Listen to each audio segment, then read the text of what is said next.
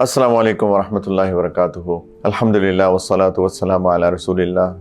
So inshallah what we have decided is that we'll have a very short reminder in Ramadan every day inshallah ta'ala.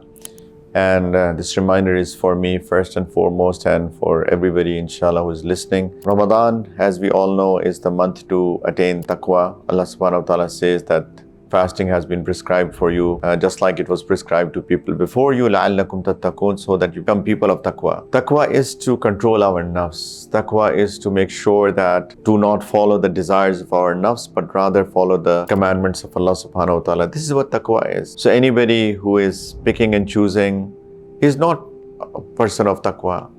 Taqwa is that we follow complete commandments of Allah and His Messenger sallallahu alaihi wasallam. And the reason we don't follow the commandments of Allah ta'ala 100% is because times or majority of the times we get our desires, they overtake us. So inshallah ta'ala, let's make an effort this Ramadan that we control our desires, control our anger, control our eyes, control our sexual desires, control our heart, the emotions, the feelings that we have.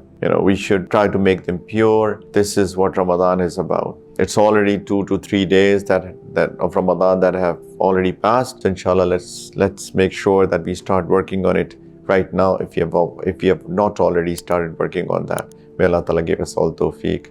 Wa akhiru da'wana alhamdulillahi rabbil alamin.